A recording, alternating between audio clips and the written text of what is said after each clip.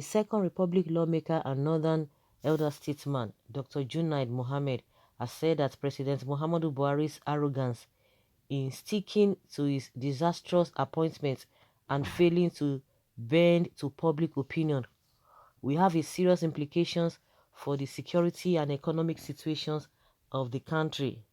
Mohammed, while reacting to the president's New Year speech, said the excuse of referring to lean resources and inherited alien economy in 2015 was not tenable as the president made promises to Nigerians and he must work towards fulfilling his promises.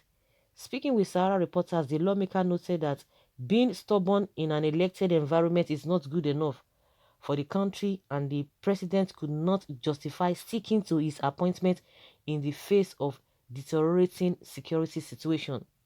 The elder statesman said, "Firstly, I think as usual the president is being economical with the truth. Yes, it had to be admitted that the president inherited a somewhat not spectacular economy in 2015, but to say that this alone accounted for his failure in government and the failure of his party is absolutely no excuse. Secondly, he simply is implying that maybe the resources they inherited were in a bad state, but then, having made the promises he made, it is upon him to justify his failure to meet the promises he made. Having said that, he has to admit that the decisions he made as regards national security were not informed by anything other than his background as a military officer. And if as a military officer, this is all he can deliver, it is a shame."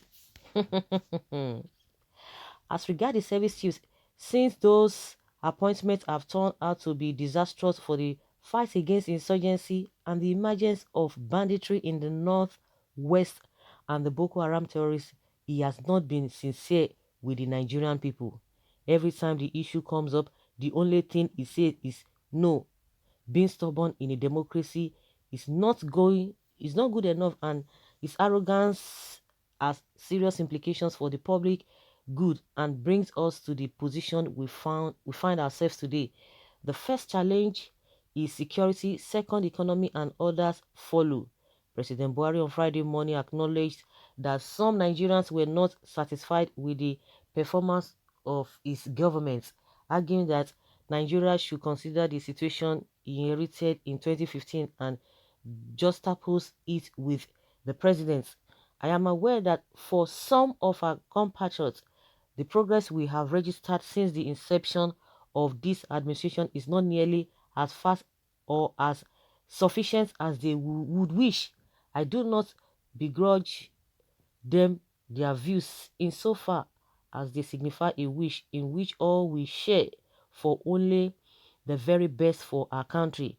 Nevertheless, I call upon all Nigerians to carefully recall the circumstances of our coming to office, the fact of the ground on the ground and the resources at our disposal since 2015 with the accomplishments of this administration, Buhari had said. That is to tell you that these statements are the statements of somebody who is not serious, who is incompetent. Then, nobody should even blame because you know that this man has said that corruption, Professor Sagi has said corruption is progressively worse now.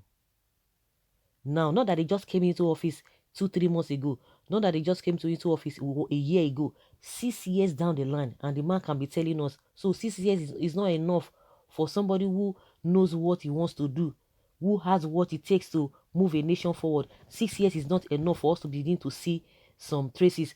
I always say it. All this rubbish they are telling us, they did a train. Forget now. So do you want to tell us that the PDP just folded their hands for the past 16 years? They didn't do anything.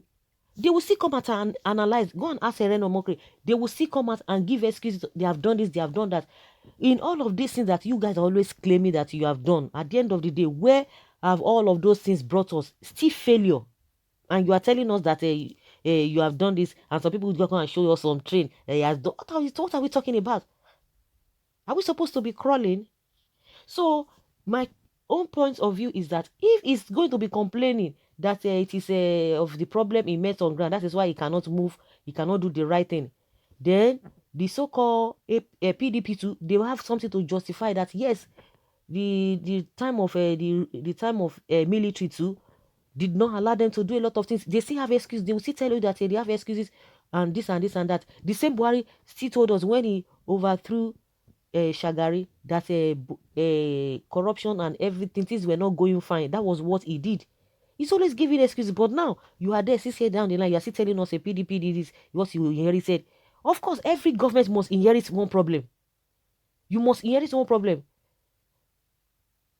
Now, he's not saying that he has not done anything. He has not made any mistake. Giving us this kind of excuse every now and then is unreasonable. I hate hearing that statement. He has done it. Can you see the this in people go and see the road that he have done? No, the other party or the other government, they folded their hands and began to look. They were just chopping money. They were chopping money. They were just stealing. They didn't do one single thing. Because in my opinion, what they have done and what they will claim they have done and what you are claiming that you are doing, all of them put together, we are nowhere as a country. So we should be clapping for you people. There is no government that will not put hand in one or two things, and they will still come and tell you that they have done it. And even if the thing is not going to have a positive direct impact in the life of the people, they will still tell you they have done it. They will still tell you they have done it. So what are we talking about? He's always coming out to be telling the same story. I'm committed to do it. I'm committed to do that. I think the people from his town, his hometown, home state now, they have come out that within 4 days, if you don't do the right thing, then we will do the needful. Not that we don't know what to do. We will do the needful.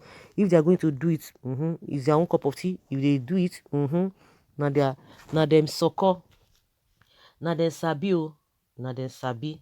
So Buhari is always giving us this Kokambu story, this and that. Now because of the problem he inherited, because of this and this and that, and a lot of things are going wrong. Wrong policies, all the policies that you have taken that is detrimental to the people. So who took those policies? Is it not you that took those steps, and you are coming here to tell us what we don't even understand? You are telling us. It's unfortunate, really, really unfortunate, giving excuses. And some people who are destined or who have purported in their heart that their life is going to be misery, they want to suffer, they will come and be making excuses and be defending what is not. It's unfortunate, really, really unfortunate. How can we continue like this? How can we continue like this? Giving excuses every day, giving excuses every day. Yes, he does not want to change anything, and he wants things to move differently. Well, a new year with new hope, but I have very much doubt if this Buhari government will have any change of heart and direction, not by their body language and words. I also strongly believe that Buhari never came to government with any altruistic intention. Unfortunately, when many of us were shouting that Buhari was still the Buhari of the 80s, most southern progressives felt otherwise. Well, here we are today. The music and the dance is on, and by the special grace of God and deep thinking and actions, Nigeria will overcome this Buhari plague. We shall triumph because good will always overcome evil at last, always. Okay, the gbedu wey dey sing, call am plague. So guys, leave your comment below and let's have your take.